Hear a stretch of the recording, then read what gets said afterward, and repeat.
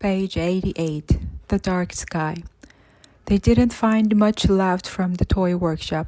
5 spinning tops, 7 bouncing balls, 10 packs of playing cards, 21 dolls, and a squashed Satuna. The sky was dark, but Father Christmas kept singing to try and keep everyone else's spirit up. Jingle bells, jingle all the way. Oh, what? But only Little Min was joining in. Then Kip came over to speak to him. Kip was Elfhelm's sleigh expert and ran the sleigh center on the main path, which had only been half damaged by the trolls. Kip was a quiet elf, narrow and tall, but with a bit of a stoop. He looked like a walking question mark. He had to be quite close to his face when he talked. He had been kidnapped as a child, and Father Christmas had rescued him, and ever since then they'd had a special friendship. "Hello there, Kip," Father Christmas said, holding a single dusty domino he had just found as he climbed off the wreckage. "Can you fix the sleigh?" Kip shook his head. "No, it's impossible." Father Christmas winced. "Why is everyone swearing today?" Then Kip told him why it was impossible. "The compass is broken, the frame is smashed, the seat's missing, the reindeer harness is ripped to shreds. The hope converter and propulsion unit have combusted. The speedometer is down. The altitude gauge is busted. The undercarriage is completely beyond repair. The upholstery is destroyed. The launch and landing runners have fallen off. And the backup manual steering function is out too. Oh, the clock's gone." Father Christmas nodded. "But other than that, it's fine. It won't even get into the air, let alone fly around the world." Father Christmas looked down at the blank, dotless domino in his hand. "All right, Kip, thank you." A moment later, Father Christmas was sitting in the snow, wondering what to do, when Father Topo came over to him, carrying a cup of hot chocolate. He had a copy of Daily Snow under his arm. "Let me see that," said Father Christmas. Reluctantly, the old elf held out the newspaper. "Troll Terror Stops Christmas." Father Vodol really knows how to keep people's spirits up, doesn't he? Father Topo smiled. "Misery sells newspapers. But listen, I'm afraid in this instance he is right. You need to forget about Christmas." "But what about all the children?" Father Topo had no answer, and he normally had an answer for everything. Page 91. The Falling Reindeer. Father Christmas headed over to his reindeer, carefully treading over the cracks in the earth. He could see that the reindeer were still in the state of shock. "It's all right, my dears. I know we have had a nasty surprise, but we must do what we can to try and carry on as normal. Are you with me?" None of the reindeer could look him in the eye. Blitzen chewed some snow. Dancer and Cupid were nuzzling each other. Vixen bit Comet's ear for sniffing her bottom. Dasher was nervously walking around in circles, and Prancer was pretending to be interested in his own hooves.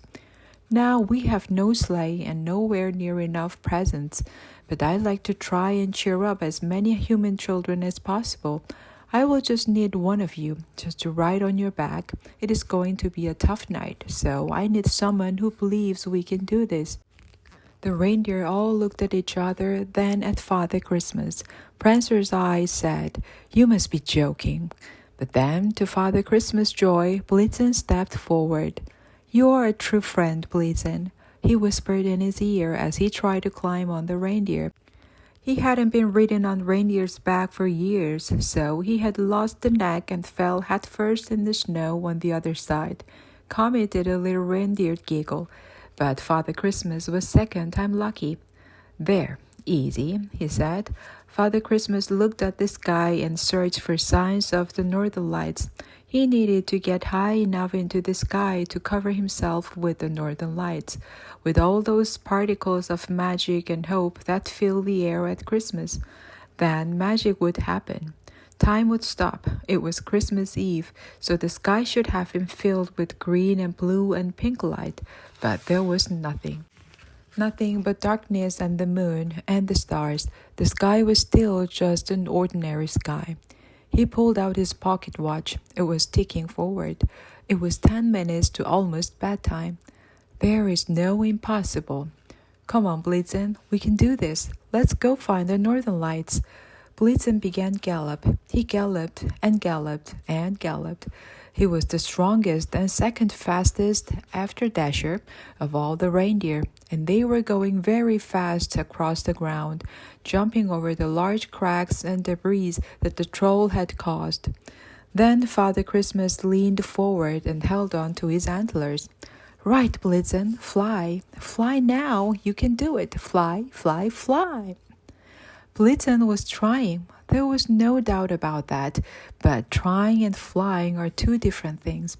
Even Father Christmas became worried as they approached the frozen lake at the edge of the reindeer field. Come on, Blitzen! And Blitzen did it. The sound of hooves over snow became the sound of silence as his hooves began to tread on air, galloping higher into the sky. Yes, Blitzen, we did it! Father Christmas looked down to his right to the south and saw the rubble that was now Elfhelm. It was as if an angry child had built up a toy village and smashed it in tantrum. There was one building still fully standing. Father Christmas noticed it was the daily snow. Must have been all those expensive building materials Father Woodall used, thought Father Christmas, all that reinforced gingerbread. Then he could feel Blitzen start to dip. Blitzen, what's wrong? We're meant to be getting higher. But they were dropping quite fast out of the sky. They crash-landed on Silver Lake, where Blitzen, not being much of an ice skater, skidding along wildly, his hooves going in every direction as he spun around in circles. Father Christmas got quite dizzy, and then they bumped into the bank at the side of the lake, which sent him flying through the air, doing a little round somersault before landing on his back with a heavy thud in the snow. Father Christmas got quite dizzy, and then they bumped into the bank at the side of the lake, which sent him flying through the air, doing a little round somersault before landing on his back with a heavy thud in the snow. Father Christmas just lay there a short while, staring up at the sky and trying his hardest to see a magic that wasn't there and feeling the letter from Amelia in his pocket that he would never be able to answer. Page 96. The Soap.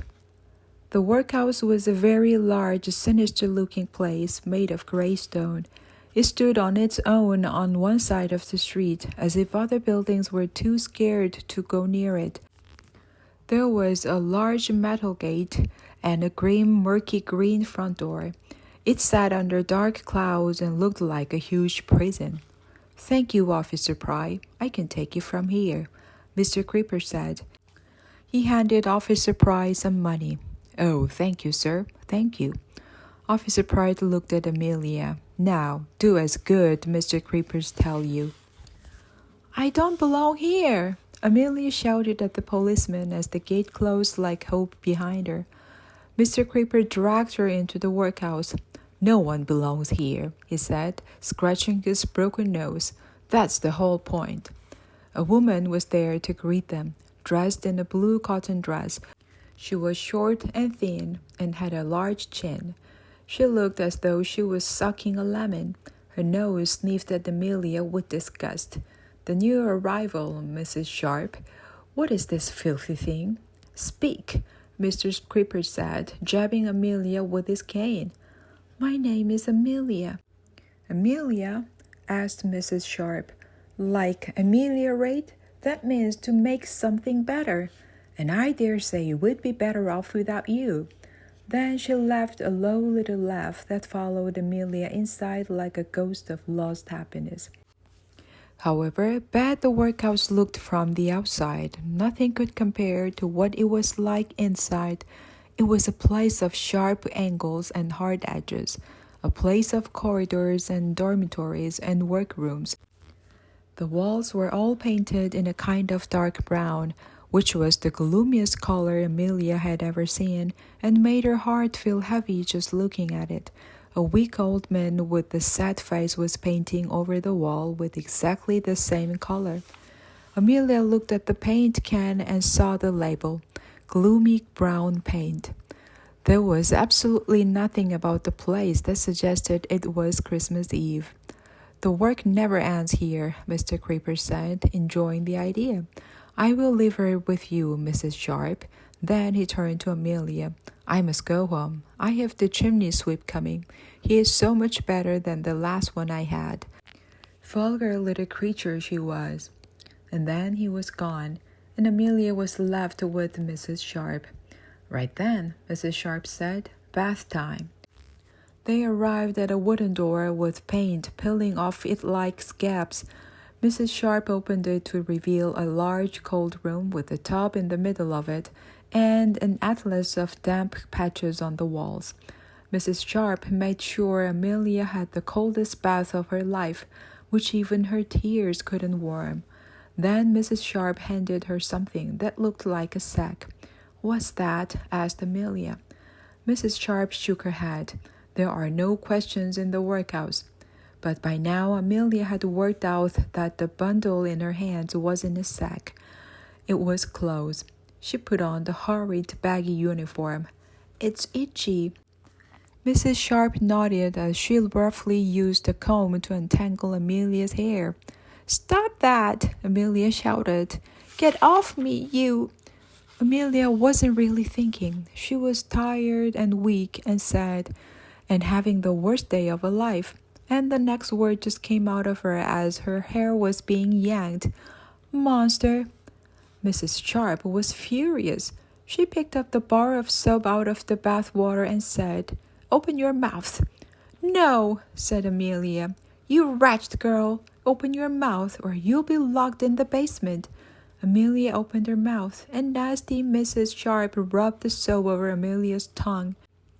Amelia closed her eyes and felt sick at the wet, soapy taste forced into her mouth, but she was determined not to show it, so she decided to comfort herself by calling Mrs. Sharp every rude name she could think of. In her head, monster, witch, flapdoodle, hornswoggler, foozler, gift-face. And then, once Mrs. Sharp had finished washing her mouth out, she marched her down a long corridor and showed Amelia where she was to sleep, a grim dormitory with 13 others. Her bed was hardwood with a very thin mattress. You get 4 hours sleep a night, so make the most of it. When can I leave? Amelia asked. Mrs. Sharp looked shocked at the question. Leave? Leave? You ain't leaving, miss. You are here for a very long time indeed. The door closed. The girl in the bunk above her was snoring. Will I still be here next Christmas? Amelia wondered. How could anyone survive a year in this place, or 2 years, or 3? She closed her eyes and thought of time. If only she could go back in time to be with her mother again, or forward to when she could leave this place. Next Christmas I won't be here, she whispered, making a promise to herself, and she tried her hardest to believe it. 1 year later. Page 105. Noosh's new job. It had taken a year for Elfham to be rebuilt, but elves were hard workers, and now the whole place looked better than ever. The only building that hadn't needed any work done, of course, was the office of the Daily Snow, which stood at the end of O'Donnell Street, just off the newly paved main path. There were now lots of other buildings around it. The shops and houses had been built with added troll-proofing, bricks made of soap, trampoline suspension, and they all looked sparkling and new, especially the Golden Bank of Chocolate, but still none were as impressive as the old Daily Snow building. It was made from the most expensive material chocolates could buy, reinforced gingerbread, pixie wood, hardened marzipan, pure, clear North Pole ice for the windows. Noosh stood nervously in Father Bodol's impressive office on the top floor. Father Vodol was no longer leader of the Elf Council. That job, of course, belonged to Father Christmas. Father Vodol was the richest elf in Elfhelm, earning 700 chocolate coins an hour. He didn't even like the taste of chocolate, and so he was also the only elf in Elfhelm who didn't waste his money by eating it. Noosh, said Father Vodol, sitting in a chair twice his size, as Mother Miro, the most famous artist in Elfheim, painted his portrait. The portrait was to be Christmas present to himself, to go with the 17 other portraits of himself lining the walls. Thank you for coming to see me. That's all right. Now, tell me, Noosh, are you happy chatting to Reindeer? Noosh thought. She wasn't really happy being Reindeer correspondent. The father of all knew this. Yes, it has its moments, she said. Sometimes, I suppose. Not really. No, I hate it. She looked nervously around and noticed his chest of drawers where he filed long words away. So, if I said to you that I want you to become troll correspondent, what would you say? Noosh tried to think what to say, and then she said, Bottom. She went a bit red. What about Father Bottom? Well, Father Bottom has been to see Dr. Drabble and he has trollphobia. He closes his eyes and he sees trolls. He can't go near them. He can't leave his house. He can't write about them now. It's quite a problem when you're the troll correspondent. Do you understand? Noosh understood. So, you know what day it is, don't you? Noosh nodded. Christmas Eve. Father Vodol looked a bit grumpy. He still had a problem with Christmas, Noosh realized. That's not the important bit. This is the first anniversary of Troll Attack Day, that terrible calamity. And Father Bottom has had a whole year, and he still hasn't found out the truth. This is the biggest story there has been since the beginning of the stories. It is huge, gargantuan, monumental, colossal. He smiled as he said this, because he loved saying long words, and it could be yours. Noosh didn't know what to say, but she noticed something outside the window, something hovering. A small, beautiful, four-winged boy creature wearing silver clothes, a flying story pixie. They seem to be everywhere these days. Ever since the troll attack, the creature knocked on the glass. The grumpy, black-bearded elf noticed the creature. He flapped his hands, telling him to shoo. The pixie looked confused, but then flew sadly away. Odd creatures. They have special powers, Noosh said. They can hypnotize you just with their words. Well, I wouldn't know anything about that, Father Vodol said quickly. So, Noosh, what do you say? I don't know, she said. It's quite a lot to think about. Father Vodol smiled. Even last year, the trolls made sure no elves were actually killed. Take a few bars of soap if you want to be safe. You'll be fine. Then he asked Mother Miro to turn the portrait around. It looked exactly like him. It looks nothing like me, he said. Does it look anything like me, Noosh? Exactly. It looks nothing like me. Then he flapped Mother Miro away and focused on trolls again. There have been noises, he said. This was news to Noosh. Have there? Yes, underground, last night, and the night before. They could be building up to another attack. We need someone to find out what is going on, to go and interview the supreme troll leader. Noosh felt her heart thump with dread. Urgula? Yes, we have no reason to fear her. She is the largest creature in existence, but there have been daily snow interviews with her before. Not for years. Time doesn't change things that much. What do you think, Noosh? This is your big break. Noosh felt nervous. She thought of Little Mim and she thought of Humdrum. They were decorating a Christmas tree in her mind. But it's Christmas. Father Vodol laughed. He hardly ever laughed, but when he did, it lasted a long time. Noosh looked at her watch. It was 10 past, not so early anymore. But my family will want me home for tomorrow. You'll be back by morning. And if you get an exclusive on the trolls, you and your family will be rolling in chocolate coins for the rest of your life. This is what you always wanted, isn't it? So Noosh went back to her home, which was in exactly the same place as her old home and looked exactly the same too. Little Min was bouncing on the trampoline bed as usual.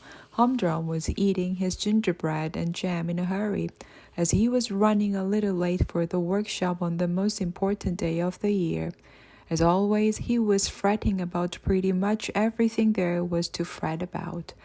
I can't be late. There's so much to do, so many balls to bounce and tops to spin, so much needs to be checked. And what if the trolls come back? Noosh went pale. She knew she should tell her husband about her trip to the Troll Valley, but how could she? Humdrum would drive himself silly with worry. So she said nothing except a quick goodbye as he left the house. Little Mim did a big bounce off the trampoline bed and landed in his mother's arms. It's nearly Christmas, he said, and he kissed her ear. She remembered Little Mim's excitement last year, just before the trolls attacked. She knew that this must never happen again. Yes, it's Christmas Eve, so that means this afternoon you and all the other elf children can go to the toy workshop and choose some toys. Hooray, said Little Mim. But first, you need to get ready. You're going to the Christmas party at the School of Sleighcraft. All the kindergarten is invited. The sleigh bells are even playing. Little Mim, like his mother, loved the sleigh bells. They were his favorite band, and their number one hit, "The Reindeer Fly Over the Mountain," was his absolute favorite song. But Noosh wondered why a frown had appeared on his little face. The trolls aren't coming, are they? No, they're not coming, Noosh thought. And then she thought some more. I've been asked to go to the Troll Valley, Little Mim, for an article. Little Mim's eyes widened. You're going on a scary adventure. Not really. It's just a little day trip, a little adventure. I need to find some information. It's just beyond the wooded hills. I will be back to fix you breakfast tomorrow, I promise. But for now, this is our secret, okay? All right, my little cloudberry. She held her son close and smelled his clean, sweet hair. She couldn't have loved anyone more. It's going to be fine, she said. It's just something Mummy has been wanting to do. And Little Mim stared up at his mommy and thought he would like a little adventure too, but maybe not one involved those horrible trolls who had destroyed last Christmas and who had caused his father to have so many nightmares. He didn't like the idea of his mom going all on her own to the Troll Valleys, so he decided to make a plan of his own.